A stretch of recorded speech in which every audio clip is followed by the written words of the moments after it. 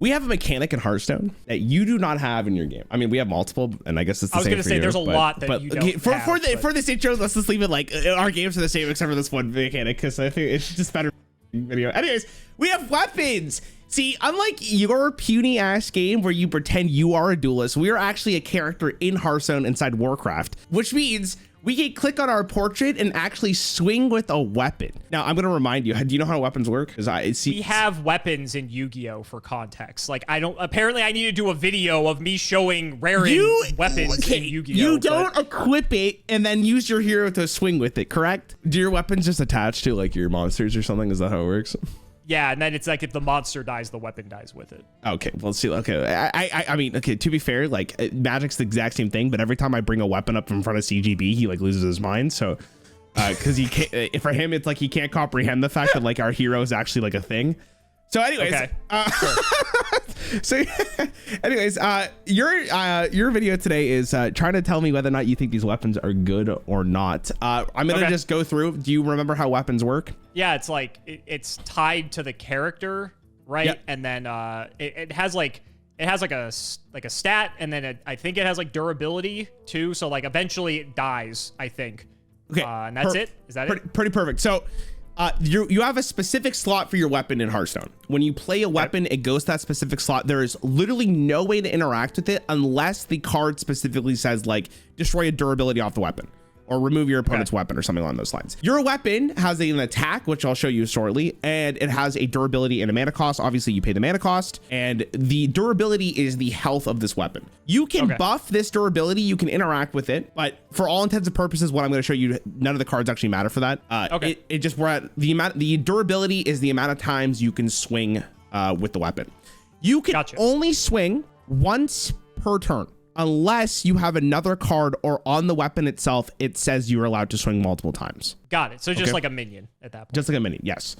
Fiery War Axe. I think you've shown me this. Maybe. I could be wrong. I probably did. But I think this is a good baseline. This is a very good baseline. Okay. 2 mana, 3/2. This is a warrior card. See, it's funny because compared to the video you and I just did that I don't want to really spoil, there is no text on these cards yet, which is the complete opposite of what I just had you go through, which is hilarious. Anyway, no spoilers. 2 mana, 3/2. Okay, so what am I rating this based off of? You can tell me if it's good or bad. You could also I will tell you when the card was released, because again, like Yu-Gi-Oh's the same thing, but Hearthstone, I think cards definitely get worse depending on when they're released, or like I guess the context really much matters, because we're doing this in standard, not just like a crazy format that you guys have. This was released in classic. Okay, yeah, I was gonna say like this looks familiar because like the only Hearthstone I've really played was like, you know, first, like what Mech Mage is the running joke with me.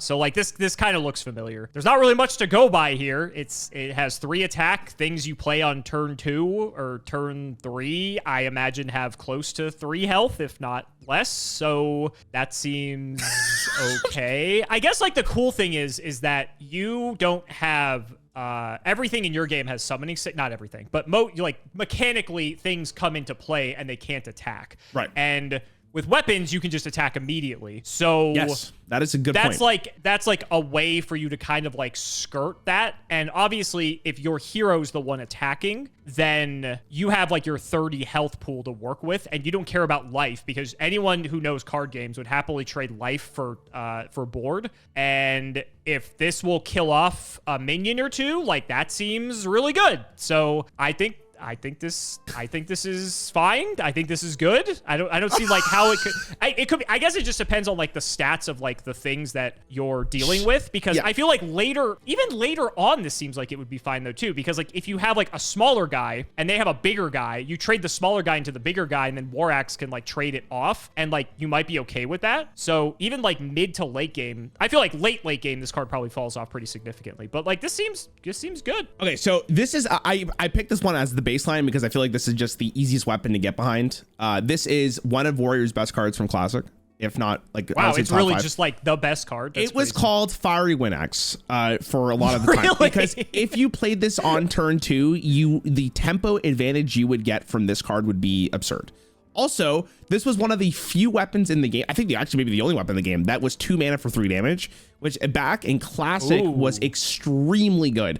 Not only did that mean that you're killing basically every 2-drop in the game, but you're very likely to kill 3 drops, which gave you a huge advantage, and then you can use that advantage. If you're a control warrior, you have this in your opening hand, your win rate went up like quite a bit. This card is brought back into standard.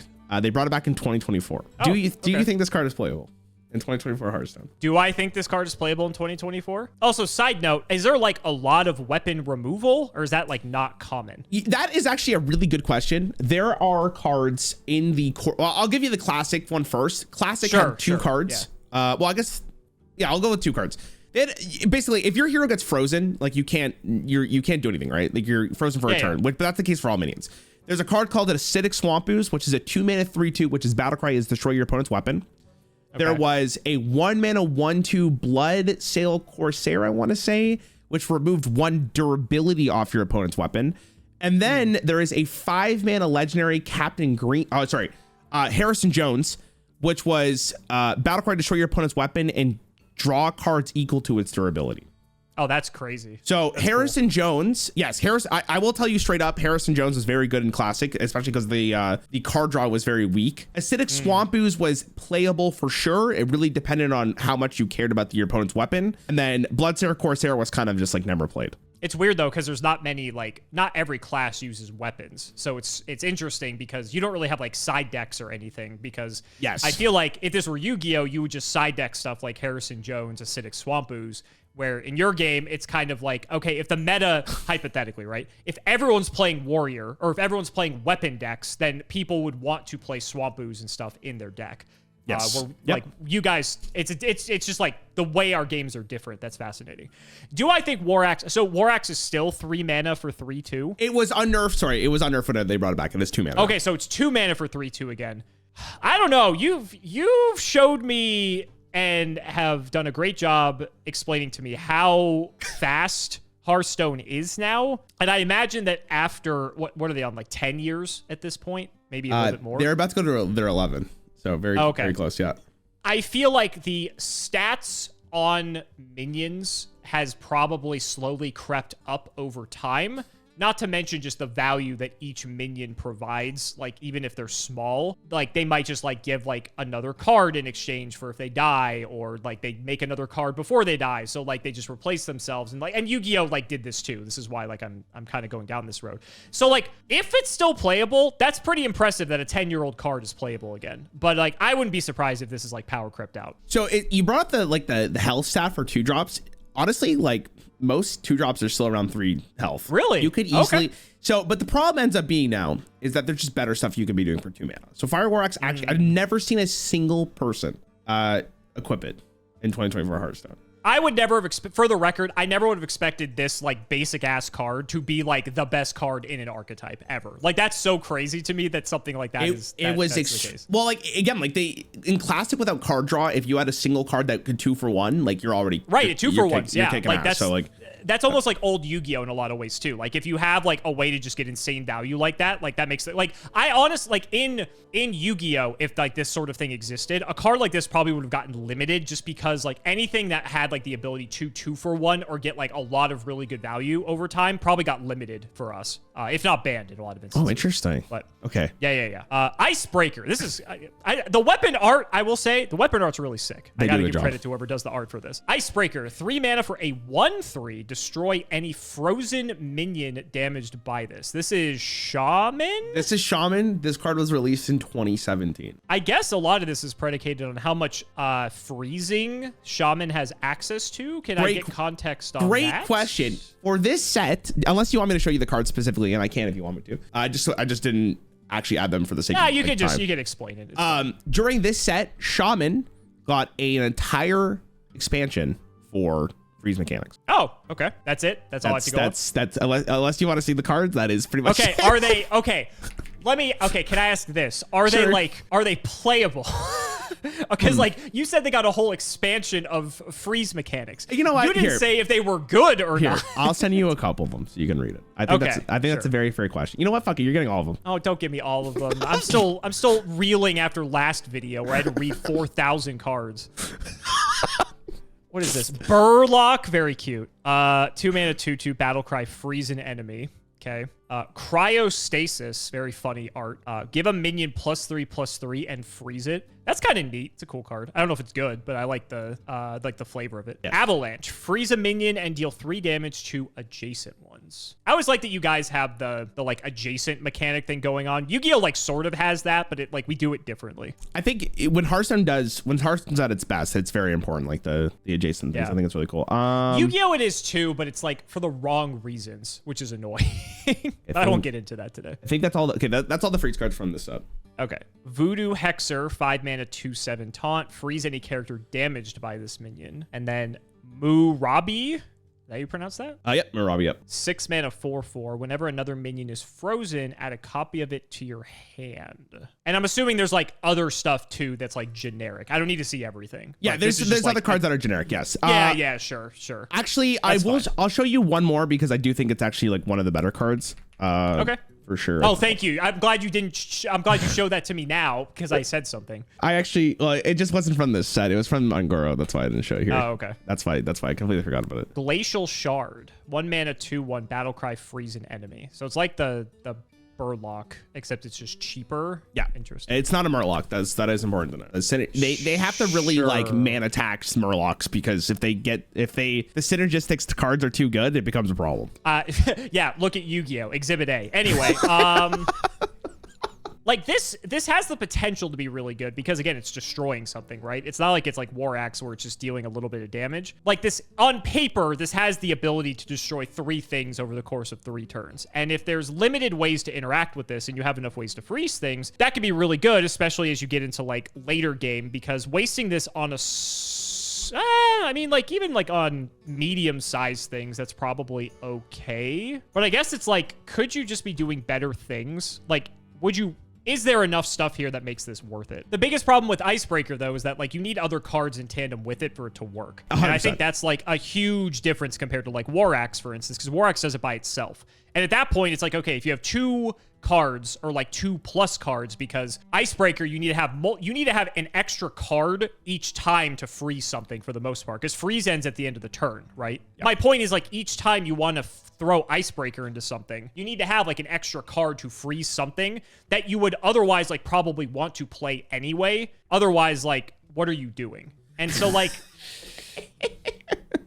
I'm not seeing it. I'm not seeing it. I think the art's cool, but and if I'm wrong, sure, so be it. But like, it just seems it feels like so many things have to go right for this to be good. Or like, maybe you're fine with this just being okay to pop one thing, and if you incidentally pop like something else with it, cool. It just seems like so much work when you could just play better cards. But tell me I'm wrong. I'm not buying it. Okay, so let's start with Fiery War Axe here, because again, I think it's a really good baseline. The great thing about Fiery War Axe is that early game, it gives you a tempo advantage, or at least helps you bridge towards like your late game control aspect as Warrior for the most part. Icebreaker is like the same mindset. You play as the 3 mana 1/3. Yeah, it's not great in the early game. Maybe you could chip off a 1 health minion, but in theory, that minion, or a bigger minion you can kill later in the game, is a lot more value than the War Axe would have given you, because you can only kill minions with 3 or less attack, or 3 less health, right? That's the concept here. They've also built this entire package around this card so that you can work for something greater in Shaman. Unfortunately for Shaman, this card sucked ass. Okay. It is. I think the problem with it is that it's 3 mana. If it was like a 2 mana 1/2, I think you get away with it a little bit more. But you're spending 3 mana in the mid game, which, to be fair, Shaman didn't really have a great late game strategy. So I wonder if they had more late game, how good Icebreaker would have been. Because in hindsight, like it has potential to be very good if you have consistent freeze effects. But unfortunately, it just wasn't there. Shaman also suffers. So do you think it didn't have enough freeze effects? Is that the issue? Or were like the freeze effects you could play, like, could you just play better things instead of those cards? It's probably, both probably for sure, but Shaman's biggest problem, and it's always been like this, is the lack of card draw. Shaman, like, the fact is that you're entirely right. You need 2 cards for this to be good. And if you don't have that second card, this card's atrocious. If you had card draw and you could consistently get to the point where you always have a freeze, this card becomes a lot better, especially if those free cards are good. Like, Burlock's not a horrible card. It's just, I'm not playing this without Icebreaker on its own. There's no way. And if I don't have the critical massive draw to get that consistently, like, it's just not good enough. If you put this in Mage, and Mage isn't really known for weapons, this shit would go crazy. Like, there's so many freeze effects in Mage. And it's like you would play the freeze effects, from my knowledge, in Mage, regardless of like whether or not you'd play Icebreaker. So you don't have to go out of your way to play like bad cards, in quotes. Yes. Yeah, that's a really good point. Yeah. Absolutely. Yeah. So unfortunately for Shaman, yeah, I just didn't really have the tools, but it is what it is. Okay. Yeah. No, this happens in Yu-Gi-Oh all the time. Cursed Blade. 1 mana, 2/3. Ooh. Double all damage dealt to your hero. This is Warrior. Now, this is all damage, not just like from attacking with this. This is all like damage. If you have this, like if you take damage from anywhere, it's doubled, correct? It is doubled. See, I always love these types of effects because like they're so polarizing in the way that they go. Like effects in Yu-Gi-Oh that you get to like do for free or really cheap. I say cheap when everything's free in our game, but have this like really big downside. Typically because Yu-Gi-Oh is so high power, the downside is like mitigated or doesn't matter. So it can be worth playing a lot of the time. But like in Hearthstone, where the game is a lot different, is something like this good? Now, okay, let me ask this. I'm assuming Fiery War Axe is not like around at this point. Let me double check when Fiery War Axe was nerfed. I actually don't remember the exact timeline. I think because like I feel if you're competing with this against War Axe, you would just play War Axe because like who cares about this then? So that's why I'm asking. Fiery War Axe was actually nerfed with the last card I showed you, Icebreaker, in Frozen Throne. This was released in League of Explorers. So that's about a year. Fiery War Axe was still playable.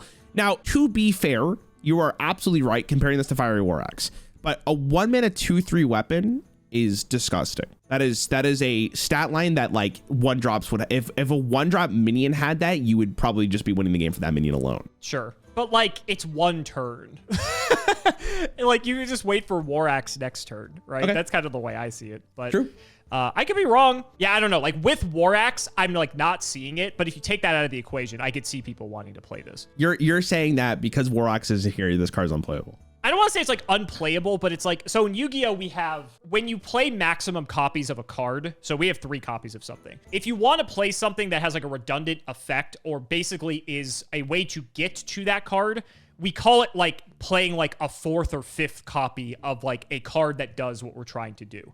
So okay. I see Cursed Blade as being like your 3rd or 4th War Axe, if that makes sense. Sure. Where it's like, if you want to play more War Axes, this is like what you default to. And I don't know all the weapons. Like maybe there's something that's better. But if you're trying to play like something very low to the ground and you're trying to get that like early advantage, like just to be able to keep stuff like at bay, then maybe you play this and don't care. Because if 1 and 2 cost minions only have 1 or 2 health, you're going to take what, 2 and 4 respectively, whatever. Like if you keep the board, like you don't care about that at the end of the day. So I see this as 3rd and 4th War Axe in my eyes, but okay, that's just how I see it. So just so I'm aware, so do you think the card is good? I think like contextually in the right deck, yes, but I think I don't think you would play this in, like, it seems like to me you're saying you'd play War Axe in every deck. I don't think you would play this in every deck. I think you would play this in much more aggressive warrior decks because you're trying to like fight for the board or like end the game a lot faster. Because like later on, this card becomes like a major liability compared to War Axe. Because like you're not going to play this on like turn 8 or 9 when your opponent could like dome you for like 16 or something like yes, that. Right? Fair. But if you're playing like a very aggressive deck that's trying to win the game quickly, then like I could see a use for this card as being whether the replacement for War Axe or extra copies of War Axe, if that makes sense. Yeah, I can understand that. Okay, so and this card sucks. Next. So this card's actually extremely interesting because you're right, Fiery War Axe being in Warrior, and that's partially one of the reasons they nerfed it because it just stopped a ton of design for the class. Yeah, sure. Cursed Blade is a card that people looked at and thought like it was all over the place, right? Because like I said, I'm not lying to you when I say this. A 1 mana 2/3 in Hearthstone is very good. It is a very good stat line, regardless if it's on a minion or a weapon. The concept of Cursed Blade most people went to was that you play Cursed Blade turn 1, hopefully. You smack them for 4 damage, or maybe you trade into a minion. And then with your Cursed Blade having 1 durability left, because again, you smack on turn 2, you just equip your Fire War Axe. Now all of a sudden, you have 2 durability on Fire War Axe. You've already done damage either to your opponent's face or not. And then you get rid of the worst part about this weapon, which is dealing all damage to your hero twice. Right. Which is very, very bad, like you said in late game Hearthstone. Unfortunately for this card, if you equip this and you didn't get your Fiery War Axe, you were put into a position where you probably needed to kill your opponent like way quicker because the amount of time you had with health with double damage is just way lower than if you didn't have it, of course. And all of a sudden, minions that are doing 4 damage do 8, and you're getting fucking pyroblasted on turn 3 because you can't do anything about it. So then it ends up being a horrible weapon if you can't get rid of it quick enough. And then that was the inevitable problem with this card. Sure. It was never played in control. Fire War Axe was immediately better. You would rather play an Execute or whatever you had to play instead. This was usually played in a super aggressive warrior deck where if you lost the board, you're just hoping to top deck burn from the top. That's usually how it went. Sure. The Fist of Rarran. Radon. Am I pronouncing that correctly? I think actually it might be Radon. Yeah, I like saying Radon, but Radon, I don't think I've ever heard someone call it Radon. So you might be the first, but maybe you're right. I mean, I'm just reading it properly. I don't hear a... I mean, granted, I don't know the lore. Anyway, it's Shaman again. 4 mana, 1/4. This is legendary. After you cast a spell, summon a legendary minion of that cost, lose 1 durability. So you're not really attacking with this. This is just like more value than anything. Yes. Interesting that this is on a weapon, but I don't know how else they would do it technically because you don't really have like permanent. I guess I could have it on a minion. Weapon makes more sense. So you're paying 4 mana to do nothing, which is already not a good sign. You have to cast a spell specifically, which that you can build around. That's not like too troubling. But then you get a legendary minion of that cost. So you're giving like this extra value to your spells. This is legendary though, so you only have 1 of this. So you'd have to get this, play this, and then you'd have to play things to like start generating you value. And like maybe you would play the spells already anyway because Shaman has good spells. Like let's assume that's the case. That's interesting. I will say, just for context as well, most legendaries, you're playing them for like the effect from hand. Right. So like because it would just summon the legendary, it wouldn't get that effect. Yeah. Most of it would just be like stats, just in case. So you can almost look at it like you're playing a spell and summoning. You're getting like, some stats with spells. Yeah. Exactly. And that's kind of what I was thinking anyway. Like I was kind of not even thinking about the effects that the legendaries can have. It seems kind of cope. I'm not going to lie. If this gives you a thumbnail photo, so be it. But it's like, if you don't have anything to pair with this, or because you need spells exactly. If you don't have a spell to pair with this, then like this card is awful. Because it's like, again, it's sort of like the Frozen Axe thing. It's like, it's conditional in that regard. And then at that point, does it even, like, okay, say you have a 2 mana spell, like, do you care about getting a 2 mana minion, like, or 2 mana legendary with your spell? Like, that's value, sure, but at that point, would you rather just play something better that costs 4 mana? That might just be better standalone. And that's like something that's tough to figure out because, again, like with Yu-Gi-Oh, each individual card has to be so powerful by itself, but then also synergistically with like everything else that you're doing. And I don't know if like Hearthstone's in that same position. Like it's, even though you say the game is faster, it still seems like you could have time potentially for something like this. During this era, it was not like absurd. Like you could definitely get away with more like silly stuff. Sure. This is and before that makes the sense release with like of older card games, you could get away with slower stuff. Makes sense. Yeah. I feel like this is like a YouTube highlight card that people are going to play, like be like, oh, look how crazy my Fist of Rarran deck was. And you're summoning like the best legendaries off, like you're completely high rolling off of this card.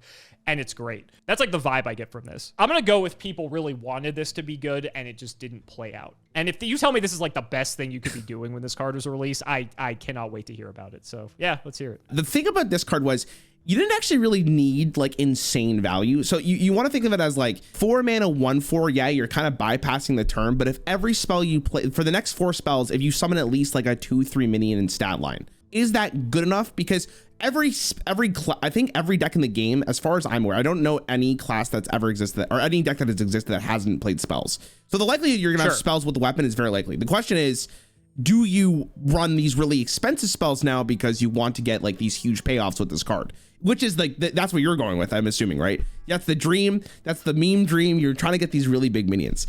But often what happens is if you play this on turn 4, just good value. It's just good. Like it was just a fine card. I obviously you obviously want to cast the greatest spells on the planet and get some huge payoff. And you want to go for the dream of getting like whatever minion, like a Deathwing for 10 mana spells. But if every spell I'm casting summons me a 3/4 stat line, and that's just a micro advantage that did somewhat matter during this era of Hearthstone, it's fine. Now, did it get absolutely shit on the following expansion because Demon Hunter was released? Yeah, you didn't have fucking time for this anyway. You can't play a 4 mana 1/4 do nothing. But during the era it was released, it was fun. It's also weird too, though, because then it's like conditional on the spells you're playing also being viable at that moment, right? Because yes, let's say your spells are removal and you're already ahead on board, then this isn't doing anything. And so then you kind of just like wasted your turn again, right? Because now it's like, oh, I can't even get my spells because like maybe it's just like destroy a minion or something. Well, if they don't have any minions, then this isn't doing anything. What the hell is this? Timber Tambourine? And no, it's a weapon. Oh, it's Druid. It's broken. 4 mana, 2/3, Death Rattle. Summon 1/5/5 Ancient. Play cards that cost 5 or more while equipped to improve. What does that mean? So an Ancient, by the way, is just a 5 mana 5/5 vanilla style one.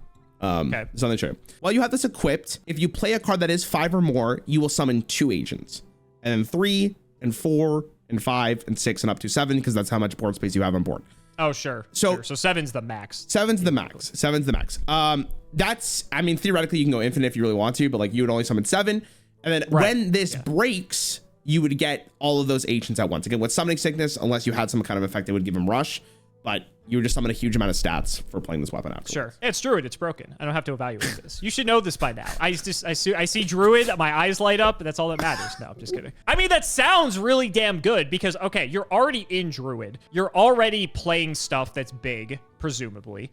You're able to get to this a lot faster because the fact it's 4 mana, you can ramp into it. So you could be playing this like way earlier. And then you're already playing stuff that's big anyway to give you more Ancients. The weapon attack and durability is like fine. The big stuff you're already wanting to play anyway. And then like, see, this is weird because like you've shown me cards that like bring out a bunch of guys and those are like broken. Like there was some, what was the guy? Did he summon like all demons that died in the game or something? There's some guy you showed me. Was it Gul'dan? Yeah, the hero card. Is that what it is? That's what you're thinking. Yeah. You showed me him and like he was broken. And typically like anytime there's a game and there's a card that has like, oh, summon like a billion guys that have stats, even with your game having Summoning Sickness, that doesn't matter a lot of the time. Granted, this is not Gul'dan. Like, I'm not saying that it is. But like when you have the chance to summon a bunch of like big dudes, that's like potentially just like game winning on its own. Let's say you summon 2 off of this. So it's like 4 mana, 10/10, delayed 3 turns. Technically 4, because like you can't even attack the turn that this would happen. Wait, what do you mean by that? You can attack the turn as played if that's what you mean. No. The turn that the turn that you attack with, the final turn you attack with the tambourine and it cracks, and then you get all your guys. They can't attack that. Oh, turn. right. They don't have like rush. Okay. Yeah, that's what I mean. Because you have to wait a whole nother turn for them to actually be able to do anything. Yes. I'm wondering if it's too slow. Because I feel like this in older Hearthstone would be like insane. Because then you just summon a bunch of guys and then you're already getting like all this added value. Yeah, it would be very good. Right. It'd be done. So I'm wondering if it's just too slow, even though the effect is good. Because you have told me the game is sped up quite a bit. I can't believe I'm going to say it. I think I talked myself out of it. And I hope I'm wrong for the sake of every Druid card's broken. I think it's too slow. Okay. Final answer? I think it's too slow. Yeah. Okay. So it's actually insane. This card was too slow. But wow. I think you're entirely right. wasn't even like, in my mind, I don't even consider how long it takes for me to get the stats because it's like, by that time, I could probably play some bigger spells and I can buff them. Like that's the concept, right? You want to get this to 1 durability until the point where you actually can do something with the 5/5s that you summon. Right. The bigger issue with this card is that it's competing against other cards that you want to play instead. Like sure. I don't want to play this on turn 4. I want to ramp. I want to get to my big shit earlier, not play a fucking 2/3 weapon and get a bunch of 5/5s that do nothing later on in the game. Right. So exactly. that is the fundamental issue with the Druid card here, is that you're competing against other Druid cards. So that's why it's not great. It's not, because like if you go to the draft format arena, this card's very playable. It's obviously much this card better. in arena would be great. Yeah. But that's because, again, you're not guaranteed to get the really good Druid cards in your deck. Right. And if you ask me a question, would I rather play a 2/3 weapon or ramp or play a card that's going to help me get to my big minion faster?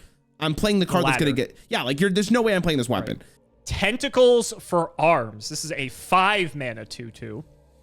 Death Rattle, return this to your hand. Return this to your hand. I had to like do a double take. I was like, what? 5 mana 2/2.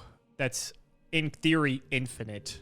That's a weird one. These types of effects can be like deceptively good, but it's like, at what point do they become it's like they walk the line of being good or then unplayable at some point. I will also mention again, I'm not trying to sway you here, but Control Warrior. You'd never do that. You'd never do that. A lot of the cards for Control Warrior were from Classic. So like I said, in Classic, Hearthstone Control Warrior was very good. So even with rotation, Warrior still kept a lot of those cards. I guess every card from Classic, but like obviously they got new tools with like Naxxramas and GVG. I can see it being good in the sense that like it's, you know, it's infinite, right? I mean, obviously if something interacts with it to destroy it, then sure. And if you're in like a late game situation, then especially because with Warrior you have armor, like you have the ability to basically always use yourself as removal. Yep. Which can be very good.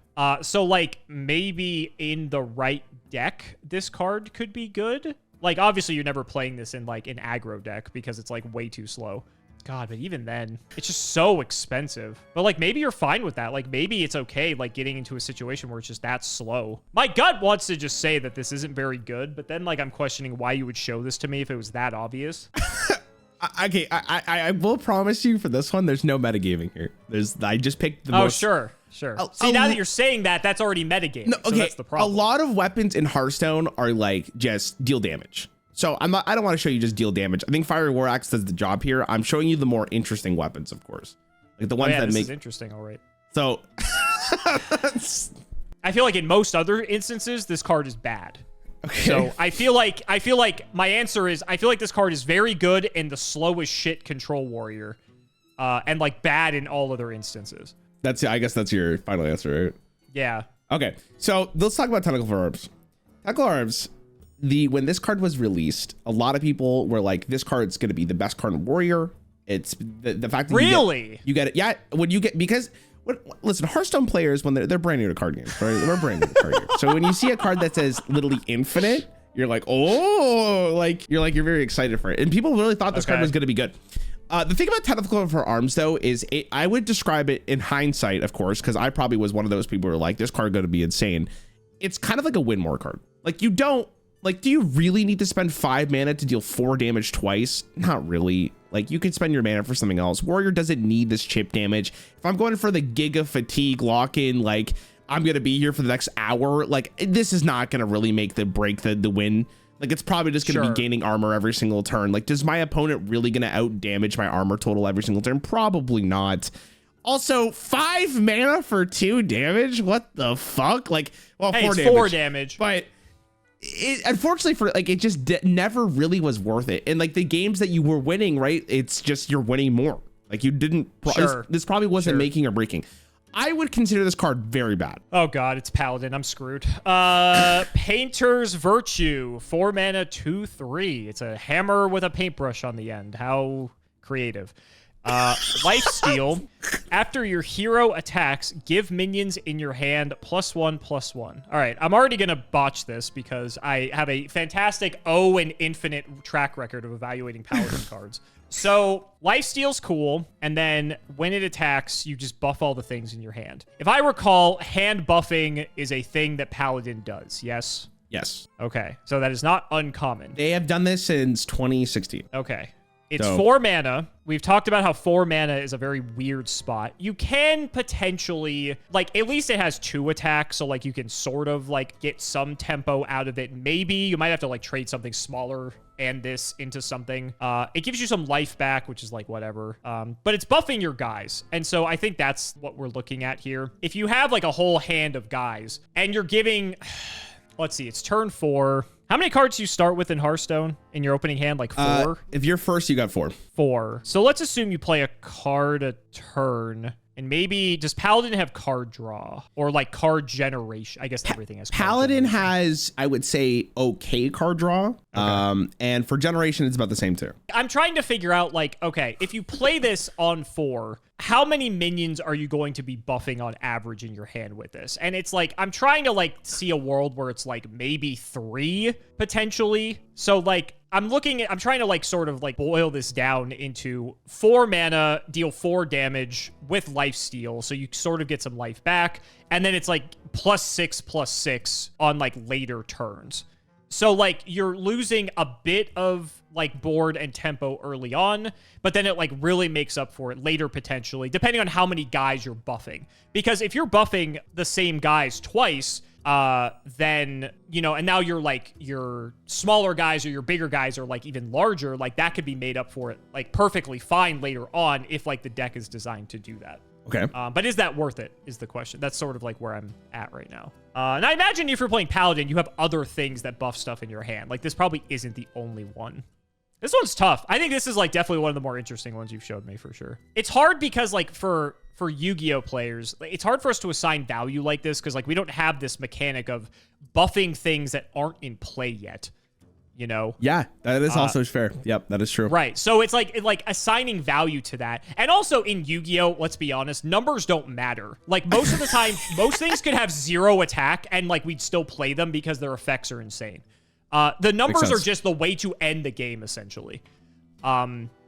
So like we just look at combat and like numbers so differently between our two games because of just like functionally how they work. I'm going to go against my gut. I want to say it's too slow because it's a Paladin card. That means I'm wrong. So I'm going to say that this is actually good in decent play. Okay, fair enough. This card is extremely good. The thing really? about this, okay. So people, I don't know what it is with the balance team. I'm going to talk to one of the designers maybe like after this or at some point and ask them these questions because I'm always very curious.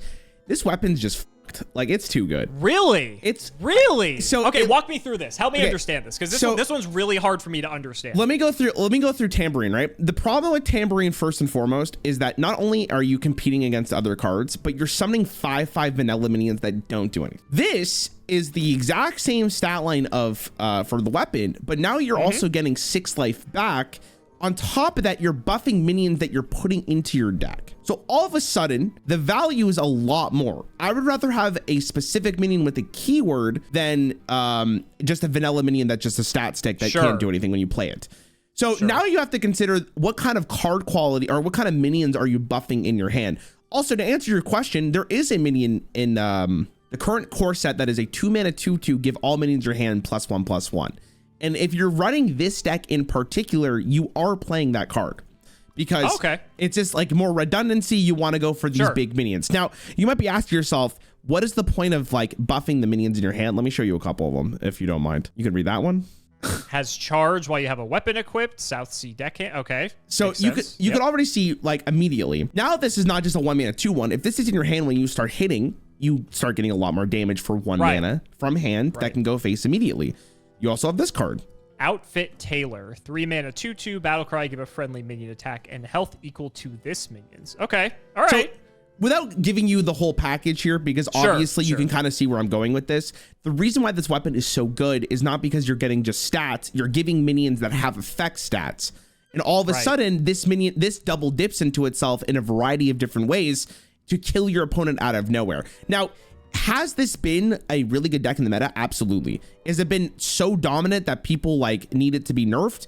Not yet, because they haven't nerfed it once, which is extremely interesting. Now, they've nerfed other cards for this specific deck, but this weapon in particular has been extremely good ever since its release. Wow. Rotation is happening very soon, in like 3 weeks when we're recording this video. This card is still going to be in the game in standard rotation in its current state. And like I said before, the overall power level of the game looks like it's getting slower. So will they nerf this card? They probably should. It'll be interesting to see whether or not they do.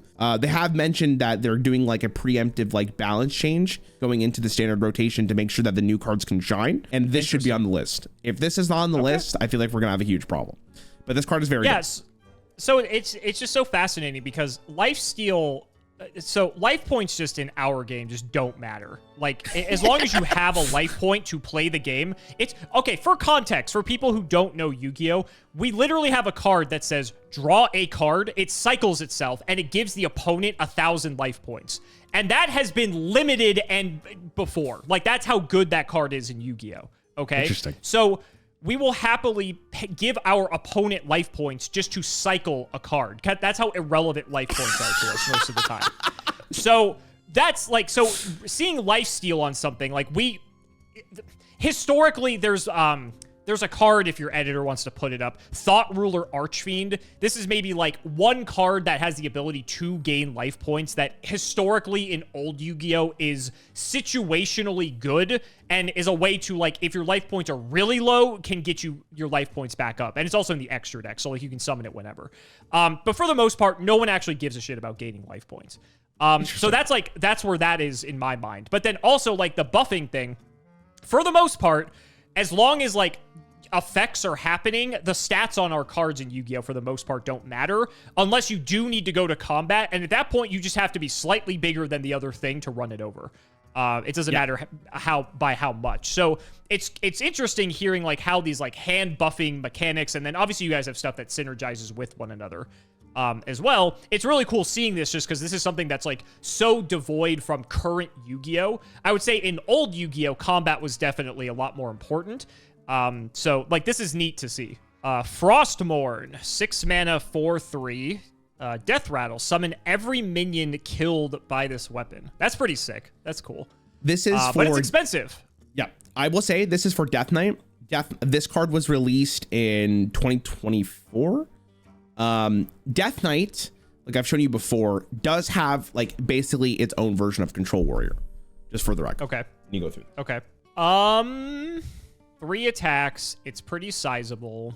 You have to kill the things with this weapon. And so like here we go again, right? This is sort of similar to the tambourine, but like in a different way, where you're having to kill stuff in order to like get the things that you're summoning. Maybe they have effects, maybe not, but for the most part, like it's just stats. Yeah. You also have to be like attacking with it, which could potentially be an issue if there's like taunts or like other things. So like maybe you don't always get to pick what you want, but you could also steal some really crazy stuff potentially. So like that could be cool. Yeah, so I will say like the tambourine instance again, the vanilla minions. Your opponent, right. If they're like a good player, are they're gonna play good minions. They're gonna play good minions, exactly. So the value for this card goes up. You were saying a lot of, not a lot, but several effects are like battle cry effects though. So like I don't think you would get those. Right? That you would not get those. That is absolutely true. Correct. Yes, you're right. So like in that sense, they basically are stats. Now they could be bigger. Like if you take out your opponent's like 8 cost 8/8 or something, then you get to bring that back. Then like it's bigger than just summoning a 5/5, but it's still stats. Like if it has a battle cry effect. It's funny because like this card in Yu-Gi-Oh would probably suck, to be honest. Okay. Whether or not it's good in Hearthstone, I don't know yet, but it would just be so slow because you'd have to go to the battle phase. I don't know how it would work. You'd have to like, it would say like, if this kills something, banish it. And then like, if this dies, like bring back everything banished by this effect or something like that. I think that's how this would have to work. Okay, I get that. But that would just be so slow. I mean, like in old Yu-Gi-Oh, that'd be probably pretty good. But you said this card's like relatively new. This is relatively new, yeah. I don't think it's there. It wasn't really there with the other ones. I don't think it's really there with this one either. Okay. And it sucks because this card looks cool. And then you're going to be like, this is the best card Death Knight has. Okay, so let me give you some context for Frostmourne because it's actually extremely interesting. Frostmourne is the weapon that the Lich King uses. You probably have seen the Lich King before for like Warcraft stuff. He's the blue, like Black Knight, whatever. Really cool weapon. Very iconic for Warcraft. When this card was first released all the way back in Frozen Throne, when the Lich King card was made, it was a card that you can generate off the Lich King. Okay. I believe it was a 7 mana 5/3 with the exact same effect. That was the worst one to get off the Lich King. Wasn't even fucking close. Okay. And that was, I mean, debatable in the context of the game, but you were never really happy to get it. Because you don't want to play a 7 mana 5 damage weapon. That sounds fucking atrocious. Unless it had like a really good effect. Now, fast forward to when they made the Death Knight class. I'm pretty sure they just put the weapon into the base set of Death Knight. Like the exact same one you would generate off the Lich King. Horrible card. Never saw play. Okay. So they thought this year, hey guys, let's buff the card, try to make it a little bit better. It doesn't have a rune requirement, which is one of the key things for Death Knight. So you can put this in any Death Knight deck you want. It's still fucking ass. you're never playing. Like I think good. Timber Tambourine I have never seen someone main deck Frostmourne. It is just, which is so sad because if you like for Death Knight lore, looks sick. It looks cool. It's cool. It's cool. Okay, this one I am so excited to hear what your opinion of this is. This one is from Classic Hearthstone. Okay. Gorehowl. Interesting. 7 mana 7/1. Attacking a minion costs 1 attack instead of 1 durability. Oh, that's kind of sick. So this technically has 7 uses. 7 uses, yeah. Right? Yeah, Or, 7 uses, and then it gets... Go for it. Go ahead. I was going to say, or it has 1 use and you hit him for 7. That's true. You could just hit them in the face. I didn't think about that. Oh, but actually, it only... Oh, no, it would reduce the durability if you go face. Yes. So which means you only get because to hit him for attacking 7. a minion That reduces... would be got it. fucking crazy. I was like, there's no way that works the way that I think it does. Now, I will say, I'm going to show you one other card for this. And I could have showed you for Fiery War Axe as well, but I think Fiery War Axe stands on its own. Okay. There is a card in Classic Hearthstone. Upgrade. If you have a weapon, give it +1/+1. Otherwise, equip a weapon. Okay. So you could make this an 8/2 and then go face for 15. That's kind of neat. 16. But...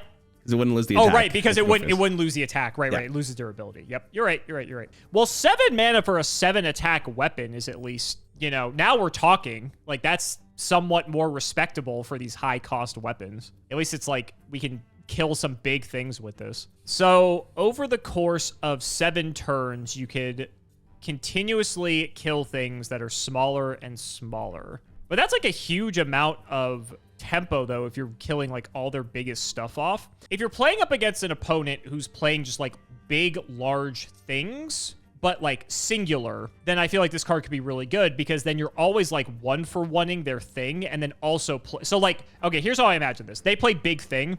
You play Gorehowl. Gorehowl kills the thing. And now they play another big thing. And Gorehowl kills that thing too. But now you have 8 mana to like play your stuff on top of it. Yes. And so Gorehowl like sort of like keeps them in check. Yep. That's kind of cool. I mean, obviously as you start getting into like 8, 9, 10 cost things, it might be harder to like just keep one-shotting stuff with Gorehowl. But I can see like Control Warrior wanting to play something like this. Because again, it's like it's removal, you know, in quotes. Right? Yep. And it's like immediate. You don't have to like wait. And it puts your opponent in this really awkward spot because as long as you have this, you don't want to put stuff that's like low or mid size unless you're getting like some value out of it, because then you're just going to chop it down with this the whole time. Yeah, I'll go with that. I'll say it was like good in classic and like the mid range to control like long game warriors, but bad in like aggro, obviously. And then maybe just over time, just like slowly fade it out as cards do, just because it was just not good enough. Okay, so let's talk about Gorehowl. Gorehowl, I think you really hit the nail on the head here. Like the whole point of this card is to show your opponent, like if you play a minion, I'm probably killing it. Right. At the cost of your own life, though, right? So you have to be a little bit scared of like hitting into you're a warrior. You don't care. So the cool thing about Gorehowl, though, is that you always had a proc for execute, even if you didn't kill the minion. So as long as you did the damage to something, you could at least use another removal to kill it, right? That is a thing to consider. Also, and I'm not even kidding, having a weapon that is 7 damage does a fuck ton. Like you could set up lethals from like you had Grom. You'd hit Grom is 8 mana 4/9, but if it took damage and it's still alive, if it's damage, I should say, it gains 6 attack. So you're doing 10 damage plus the Gorehowl. All of a sudden you're doing fucking 17 from hand. Well, not hand because you have to preemptively play the Gorehowl, but you know what I mean. Yeah. I know what you mean. Warrior could actually do a lot of bursts out of nowhere, and just like you said, if you do play a minion, well, it's gonna die, and then all of a sudden you're like, okay, what do I do against this card?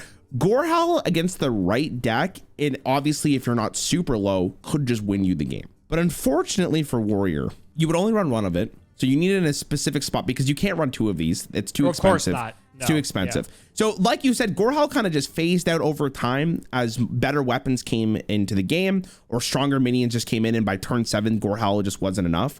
During Classic, you definitely saw it. Spirit Claws, 1 mana for a 1/3, has +2 attack while you have spell damage. I'm assuming that's like on a minion or something, because this is while you have spell damage. Yep.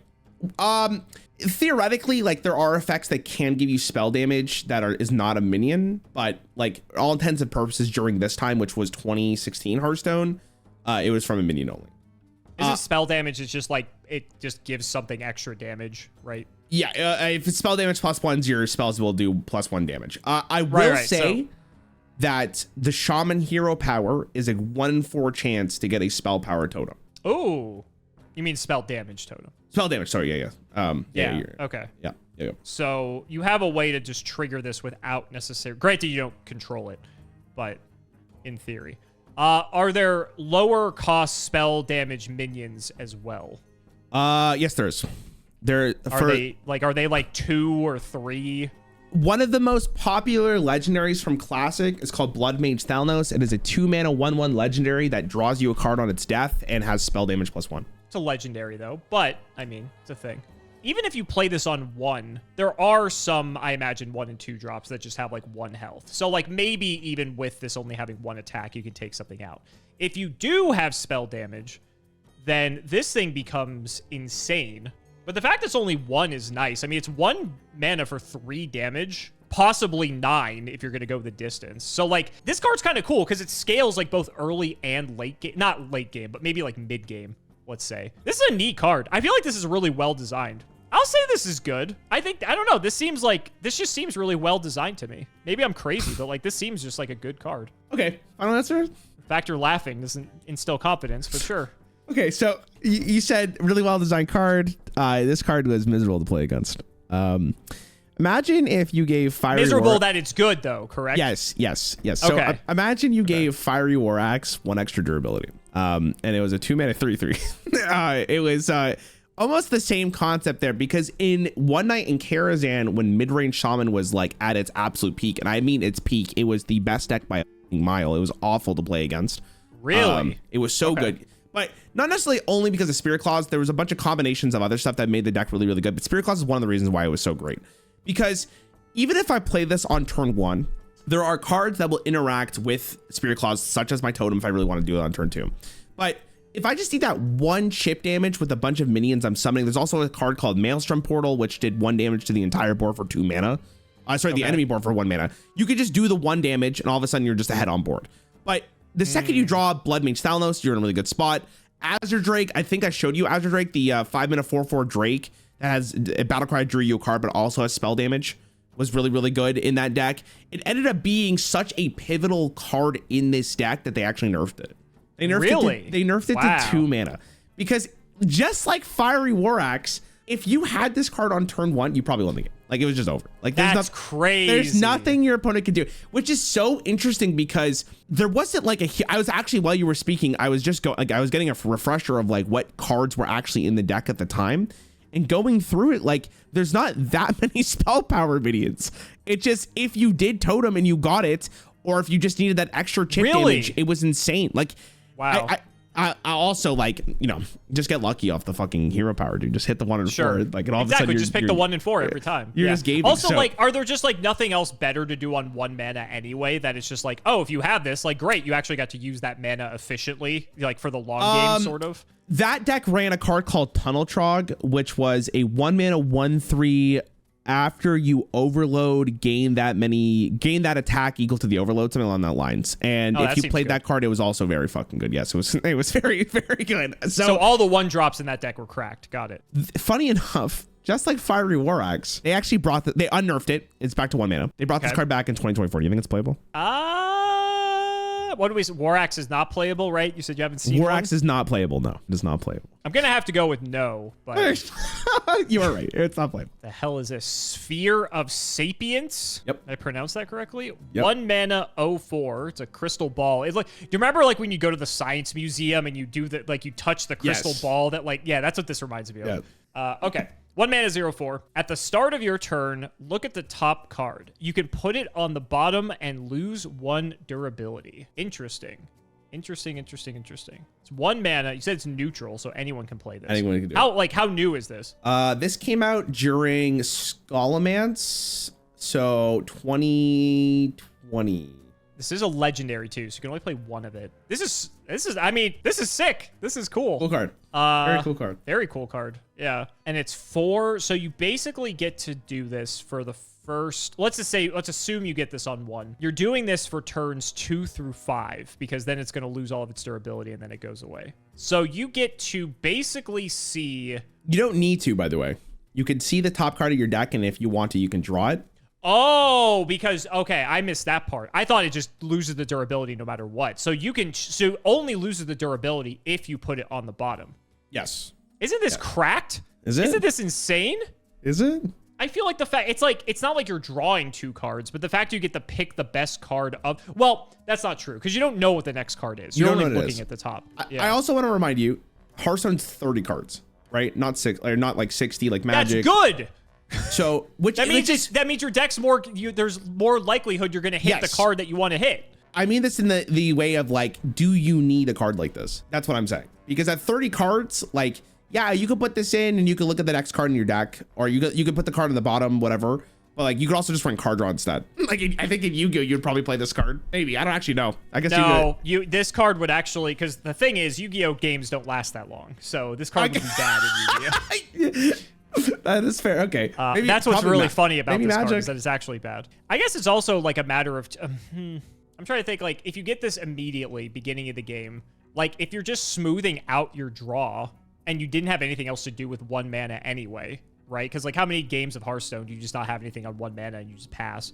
I feel like if you're playing a sort of combo deck, you would want this because you're just looking for certain pieces. And then, like, once you get the pieces, you win. So, like, that's going to smooth out your ability to, like, get you to where you want to be. So, like, that seems like... And you're also sort of, like, playing for the later game anyway. So that sort of makes sense to me. But it's, like, the debate of, like, if you'd rather just play something better that's going to actually work you towards your win condition that isn't, like, as big of a dead draw if you don't draw it in your opening hand. I think that's the biggest downside, is if you don't have this in your opening hand, it gets way worse. So I will say good in the right deck. Okay, I think that's fair.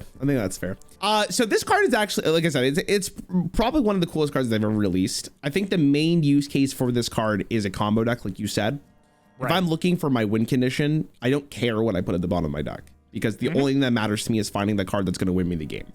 This card is also extremely interesting because there's other cards that interact with how your deck can be organized. And what I mean is, like, there's a card, I don't know if you have any card like this in Yu-Gi-Oh! A card called Lowkeeper Polkelt, which is shuffles your deck in a way that is the highest cost card is your next draw all the way to your lowest. So you kind of know. Imagine me taking 10 minutes to sort my deck numerically by the attack or level of the monsters in my deck. No shot that would exist. Funny, to be honest. Hold on, guys. Anyways, that card is really unique in this sense, right? Because what you could do is now is like, oh, if I know I need my 6 cost card and I have like an 8 cost card, I can play Polkelt. I'll skip the card, and then all of a sudden I know that my next card's going to be this, and I can draw it. Whatever. Right. There's also another really interesting interaction with this card. Let's say you don't want to draw a card, and all of a sudden, like, let's say you're using a deck like Recruit Warrior, for example, where you just want to pull minions from your deck. You don't want to draw them. Like, I don't want to put minions in my hand and actually pay mana for them. It's disgusting. So now I look at my next draw and I go, oh, that's a minion I don't want to draw. I put it at the bottom of my deck. But yeah, that's pretty much weapons. Again, you don't have to clue this to the video. I have a bunch of other ones to show you. I didn't realize how much discussion you were going to have with some of these, which is really intriguing. Yeah, it's interesting because, like you said, it's like, yes, we have our weapons. They're equipped spells in our game, but they don't function anything like this. And so, like, if I showed you our equivalent, you would just be like, what the hell am I looking at?